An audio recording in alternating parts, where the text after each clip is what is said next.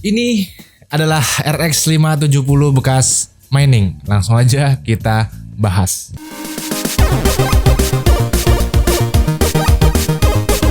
Oke, langsung aja ke fisiknya dulu. Barang ini mulus, tidak ada korosi secara fisik dan benar-benar like new. Kipasnya masih bekerja dua-duanya dan lampunya juga di sini masih nyala ya, heatsinknya juga bersih. Jadi saat gua beli ini RX 570, kelengkapannya unit, box, dan di sini ya masih ada penutup-penutupnya. Udah itu aja, dan jelas nggak ada garansinya karena gua beli yang bekas mining. Lanjut ke slot PCIe-nya ya, di sini pinnya. Walaupun kalian cek di website resminya, RX 570 ini hanya membutuhkan 6 pin saja. Tetapi untuk varian Nitro dari Sapphire ya emang udah terkenal suka mendorong performa GPU to the limit, sehingga di sini disediakan 8 tambah 6 pin. Walaupun kalian bisa mengoperasikannya hanya menggunakan 8 pin saja. Secara ukuran dia menggunakan 2 slot, ya ini lumayan gede, tapi menengah lah ya, nggak gede amat. Apalagi untuk VGA card sekarang yang gede-gede. Dibekali dengan 5 output. Di sini ada 2 HDMI, 2 DisplayPort dan 1 DVI. Jadi RX 570 4GB ini gua dapatkan dengan harga 1.060.000 ya, kondisi bekas ya karena bekas mining gitu kan. Ya gue tahu pasti ada dari kalian yang bilang kenapa nggak beli RX 570 aja gitu kan. Ya gue karena udah pernah review dan gue beli ini juga karena untuk di review, sengaja untuk di review. Kalau di marketplace kalian bisa dapatkan kondisinya di kisaran harga 700 sampai 800 ribuan untuk varian yang 4GB bekas mining ya. Kalau yang 8GB mungkin bisa agak naik sedikit lagi, tapi ini gua mungkin agak lebih mahal karena unitnya bagus, ada boxnya dan ya like new. Kalau kalian cari kondisi baru kayaknya agak susah ya untuk mencari kondisi barunya. Ya namanya RX 570, kelebihannya jelas ini adalah mantan dari VGA budget terbaik dulu ya, sekarang udah enggak. Tetapi kekurangannya dia lumayan haus daya, performanya juga udah tertinggal, hampir tertinggal ya di 2023, tapi nggak tertinggal amat. Dan kalau kalian ngambil yang varian 8GB VRAM-nya juga nggak benar-benar bantu untuk meningkatkan performa ya, karena emang chip dari RX 570 ini udah memperlihatkan umurnya. Kalau kalian nanya alternatif ya, kalian jelas lebih better kalian ambil RX 570 karena ini overall paling masuk akal, dimana harganya mepet dikit doang sama 570 dan secara price to performance jelas lebih tinggi. Apalagi kalian bisa dapetin RX 570 sekarang tuh banyak yang barunya dari Isurix apa segala macam di harga 1,1 jutaan baru, itu nice banget menurut gua. Next kita kembali ke RX 570, dia dibekali dengan encoder ya, jadi bagi kalian yang kerja atau menggeluti industri kreatif ini mungkin bisa sangat membantu sekali. Dengan harga yang murah ini juga kalian bisa dibantu dengan RX 570. Spesifikasi RX 570 Sapphire Nitro Plus kalian bisa cek di sini.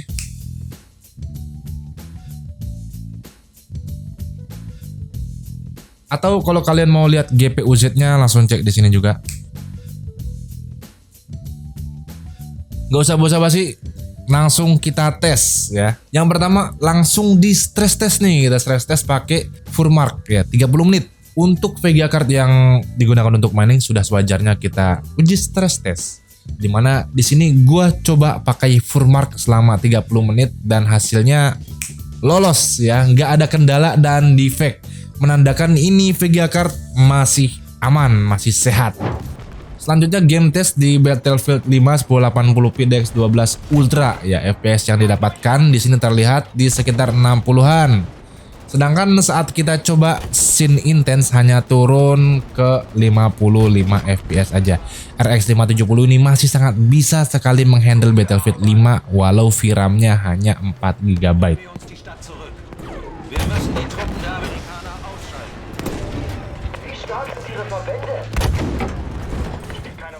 Selanjutnya kontrol di resolusi 1080p DX12 medium.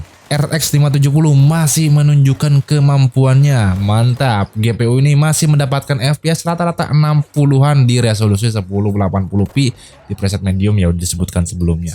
Ini nice ya. Selanjutnya di Devil May Cry 5 ya, Iblis Boleh Nangis di 1080p DX11 tinggi. high. Game yang nggak butuh banyak resource dan balance antara GPU dan CPU ya terlihat bisa mendapatkan FPS yang tumpah-tumpah di rata-rata 120-an FPS. Ini tinggi sekali. Selanjutnya Horizon Zero Dawn 1080p DX12 built-in benchmark ya, kalian bisa lihat datanya di sini. Di sini kita lihat kalau kalian masih bisa menjalankan Horizon Zero Dawn playable di preset original yang mana mendapatkan FPS rata-rata 61. Tetapi kalau kalian emang bisa mentolerir FPS yang lebih rendah dan kalian ingin mendapatkan gambar yang lebih wow gitu kan, jelas itu bisa menggunakan preset yang lebih tinggi tetapi dengan drawback FPS yang didapatkan hanya di 43 FPS saja. Tapi worth it lah ya dan masih playable karena melihat gambarnya juga nice yang dihasilkan. Lanjut di Metro Exodus 1080p DX12 built-in benchmark. Terkenal dengan membutuhkan resource yang banyak ya, Metro Exodus jelas. Bahkan di low preset aja itu RX 570 4GB hanya mendapatkan rata-rata 59 FPS. Nggak hanya itu udah lumayan. Dan itu udah masuk playable, jelas playable sekali. Tapi di medium langsung turun ke 50 dan di high langsung merosot ke 34 FPS. Ya sudah dikatakan sulit untuk dikatakan playable. Dimana ini adalah game FPS yang ada banyak jump scare-nya juga. Ya walaupun nggak scare-scare amat, cuma ya lumayan tegang gitu kan. Lanjut di Rise of the Tomb Raider di 1080p DX12 built-in benchmark. Di sini terlihat kalau game ini sangat playable di semua preset ya karena emang gamenya juga nggak baru-baru amat. Dari yang terendah sampai yang very high di sini terlihat semuanya sangat playable. Selanjutnya Far Cry 5 Jauh Nangis 5 1080p DX12 built-in benchmark juga ya. Di sini juga sama, masih sangat playable di semua preset. Ultra masih mendapatkan 65 FPS rata-rata, tinggi sekali. Apalagi di bawahnya Ultra pasti FPS-nya lebih tinggi dan lebih playable kan. Lanjut kita ke benchmark sintetis. Kita udah tes gamenya, sekarang benchmark. Di sini ada 3D Mark Firestrike mendapatkan graphic score 13.483 dan selanjutnya 3D Mark Time Spy mendapatkan graphic score di 3.866. Benchmark sintetis selanjutnya kita menggunakan Furmark ya untuk stress test, tapi kita di sini juga karena ada benchmarknya ya dipakai benchmark aja. Di 720p mendapatkan 117 FPS dan di 1080p dapat 74 FPS. Selanjutnya Heaven Benchmark ya, benchmark surga itu mendapatkan 103 FPS. Selanjutnya di Geekbench 5 skornya di 38.444. Nah, kayaknya nggak lengkap kalau kita tes overclock si RX 570 ini. Kita pakai manual setting, kalian bisa lihat di sini. Untuk overclock sendiri gue menaikkan core clock ke 1340 MHz dan menaikkan memory clock ke 1900 MHz. Di mana sebenarnya itu masih ada ruang untuk gua push, cuma ya tapi gua rasa cukup segini aja dan udah oke lah ini settingannya ya.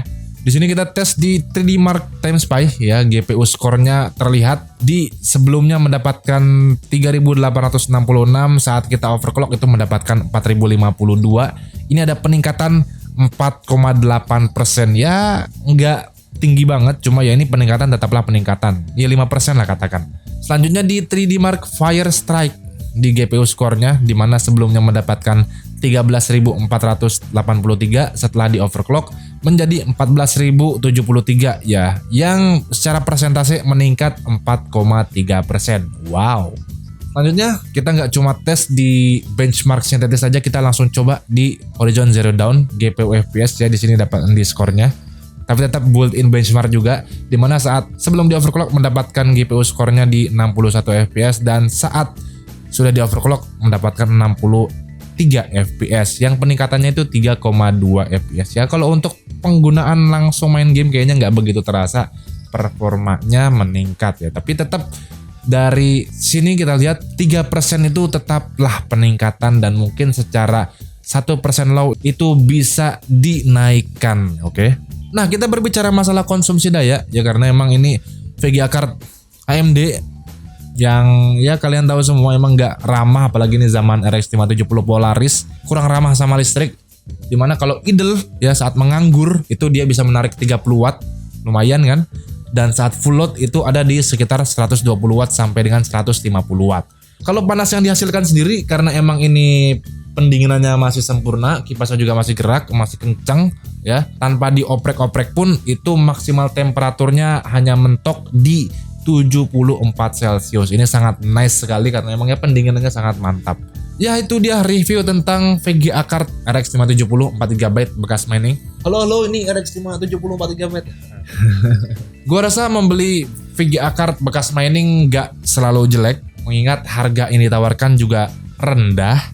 Walaupun kalian bisa ambil RX 580 dengan harga yang mirip, tapi tidak menjadikan RX 570 ini tidak bernilai di harganya. 700 sampai 800 atau bahkan 1 jutaan itu masih sangat baik untuk menghandle banyak aplikasi. Bahkan game di 1080p itu masih bisa dihandle pakai VGA card ini, walaupun itu 4GB. Dan tidak lupa hadirnya encoder sangat membantu sekali. Tapi udah kita lihat sebelumnya kalau emang performa dari RX 570 ini masih sangat bisa diandalkan, apalagi kalau banyak dari kalian yang emang masih pakai PC-nya PC jadul, udah nggak usah ragu langsung ambil RX 570 karena RX 570 ini ya secara listrik lebih hemat daripada 580 ya, walaupun harganya ya nggak beda jauh, tapi ya it's okay, itu tetap masih pilihan yang sangat baik. Secara overall VGA card bekas mining ini gue bilang layak untuk digunakan ya. Ini ya yang ini ya, nanti kalau kalian beli dan nggak beruntung itu beda cerita.